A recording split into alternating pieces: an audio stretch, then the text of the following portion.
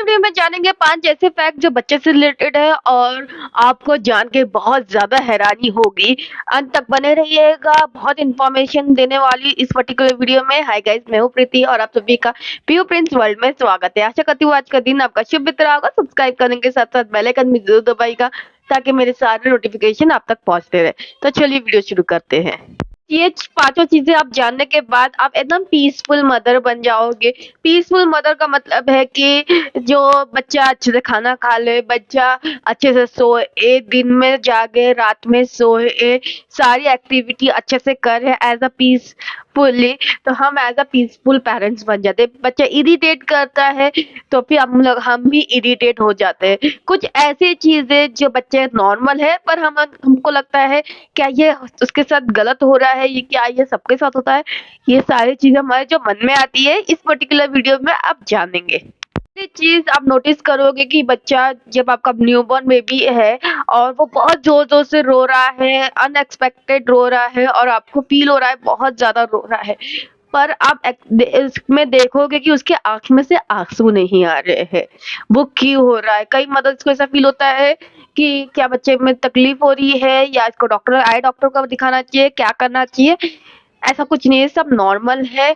शुरुआती दिनों में ना जो बच्चे की आंखों में से आंसू बनाने वाले जो टिश्यूज है ना वो डेवलप नहीं होते हैं, वो कुछ महीनों के बाद डेवलप होते हैं। तो उस दौरान ना बच्चा जब रोता है तो आंख से आंसू नहीं आता है, ये नॉर्मल है। इसमें आप है ना ज्यादा पैनिक नहीं होना, एकदम पीसफुल रहना। सेकंड पॉइंट, आपका बच्चा 2-4 दिन का हो गया है और बहुत ज्यादा रो रहा है, उसके बाद आप नोटिस करोगे कि बच्चे का आवाज जो है अलग साउंड कर रहा है। आपको लगता है कि बच्चे का जो आवाज है वो बैठ गया, नहीं, वो इसलिए होता है कि बच्चा बहुत हाई स्पीड में रोता है जिसकी वजह से यहाँ के जो टिश्यूज है वो बनी नहीं है अभी तक। तो इस वजह से आपका जो साउंड है अलग लगता है। ये 1-2 दिन में ठीक हो जाता है, गला नहीं बैठा है, उसको दर्द नहीं होगा। नंबर 3, सबको मालूम है इंसान के बॉडी में 206 हड्डियां होते हैं और बच्चों के बॉडी में 300 हड्डियां होते हैं। ये सारे जो हड्डियां हैं कब जुड़ते हैं और कब 206 हड्डियां बनते हैं, बहुत सारे मदर्स को नहीं आ रहा, कोई कोई मदर्स को ये क्वेश्चन जरूर आता है कि कब बनते हैं। फ्रेंड्स, ये जो 300 हड्डियां है ना, धीरे धीरे धीरे करके वो ज्वाइंट होना शुरू हो जाते हैं। जैसे जैसे जब ज्वाइंट होते हैं ना, वो पार्ट का जो मूवमेंट है बहुत अच्छा होने लगता है। जैसे कि बोन्स के मतलब कि उंगलियों के जो हड्डियां अच्छे से ज्वाइंट होने लगेंगे तो फिर ये इस तरह से हर चीज पकड़ता है। हार्ट का जो हड्डियां अच्छे से ज्वाइंट होने लगेंगे तो फिर वो ज्यादा मूवमेंट करता है। पैर की हड्डियां अच्छे से ज्वाइंट होने लगती है तो इस तरह से हिलाने लगता है। जब बहुत सारी हड्डियां अच्छे से ज्वाइंट होती है तो वो क्रोल करने लगता है। मैक्स टू मैक्स 3 से 4 साल के बच्चे में ना पूरी हड्डियां जो है वो ज्वाइंट हो जाती है। नंबर 4, बच्चों के जो दांत है बाहर कब आते? इस पर्टिकुलर क्वेश्चन का आंसर मैं 2 पार्ट में देती हूँ। पहला कि बच्चों के जो दांत है चौथे महीने से लेके 1.5 साल की उम्र तक आते ही रहते हैं। जिन्हें 1 साल में भी आता है, किसी को 1 साल 3 महीने पे भी आता है, ये सब नॉर्मल है। 4 महीने बच्चे के को भी पहला दांत शुरू हो सकता है, ये नॉर्मल है।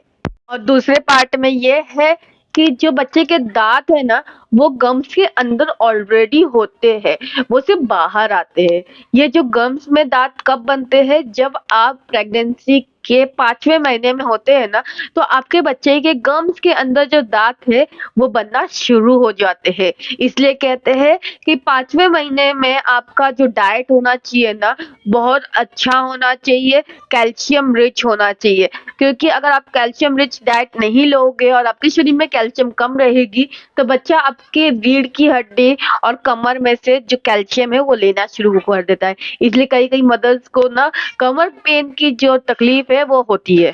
और फैक्ट इससे रिलेटेड है कि अगर आप अडल्ट हो और अगर आप प्रेग्नेंट नहीं हो तो फिर आपको कितना कैल्शियम की जरूरत है? 400 मिलीग्राम कैल्शियम पर डे की जरूरत है। और अगर आप प्रेग्नेंट हो तो 1000 चाहिए, और अगर ब्रेस्ट फीडिंग हो तो भी 1000 चाहिए। इसका मतलब है कि ये दोनों चीजों में आपको कैल्शियम की जो मात्रा है वो ज्यादा चाहिए। तो इस वजह से जो डाइट है उसमें आपको फुलफिलमेंट नहीं मिल सकता है, आपको सप्लीमेंट लेना जरूरी है। पॉइंट नंबर 5, कई मदर्स को कंप्लेंट होती है कि मेरा बच्चा जब सो के उठता है उसके कई बाल ना झड़े होते हैं।